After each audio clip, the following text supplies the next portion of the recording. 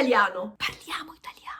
Quanti di voi hanno dubbi su quando usare in modo corretto il verbo essere nel nostro tempo composto più comune, il passato prossimo? Oggi mi impegnerò a raccontarvelo. Ciao Angela! Oggi ho andato al parco e ho tornato presto perché ho caduto. What?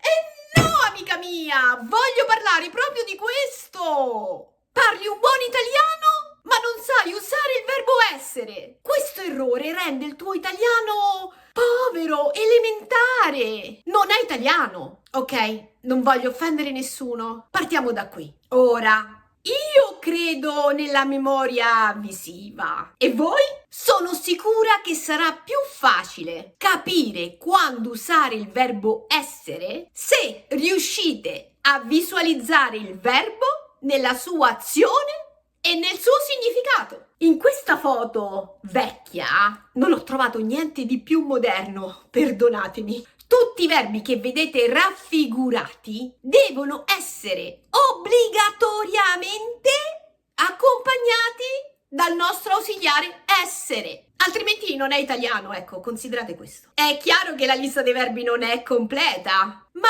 ci aiuta molto a capire come scegliere l'uso dell'ausiliare essere, intendo. Perché ricordalo, sei tu che scegli il verbo quando parli o scrivi. Per essere chiara, chiarissima, taglierò questa figura in 5 parti. Cominciamo. Le 3 finestre dove si affaccia la ragazza bionda vengono usati i verbi nella loro forma riflessiva. È evidente che non sono tutti. Per questo dobbiamo ricordarci che tutti i verbi nella forma riflessiva, e possiamo aggiungere a questi il classico svegliarsi, alzarsi, se esprimono un'azione al passato prossimo, dovete usare l'ausiliare essere e non c'è alcuna ragione di sbagliare. E se per caso vuoi descrivere questa ragazza, allora puoi dire: lei si è lavata il viso, lei si è vestita, lei si è truccata. Lo stesso vale per i 2 verbi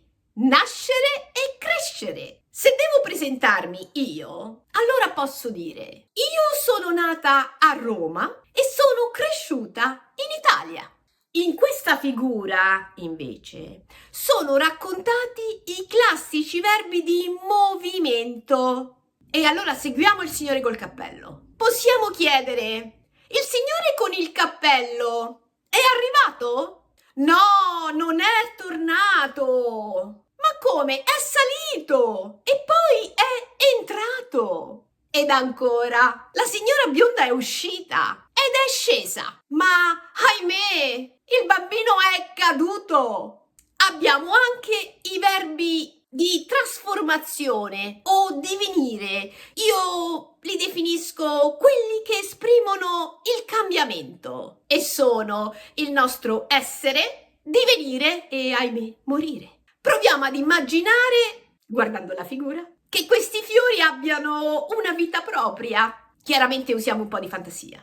Io, fiore del primo vaso, sono stato grande. Noi, fiori del secondo vaso, siamo diventati 3.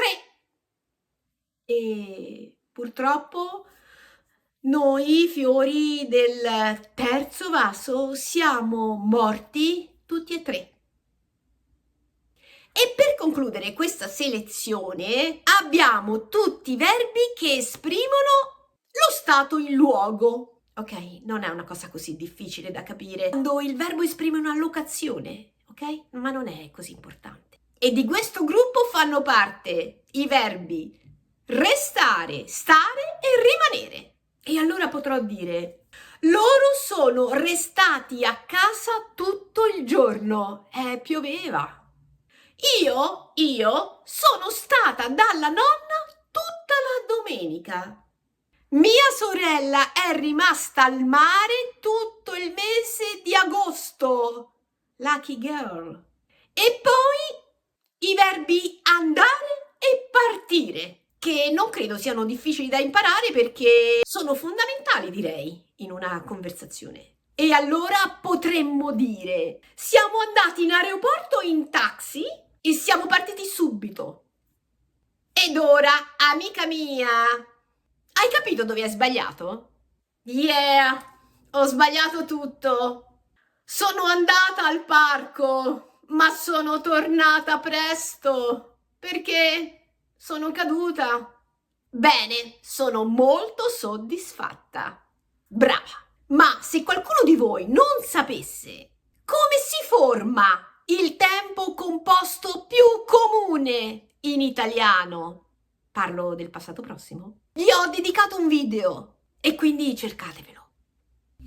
Ed ora, se siete arrivati fin qui, my gorgeous community, thank you for watching. Grazie per tutti i like che troverò e ci vediamo alla prossima. Bye!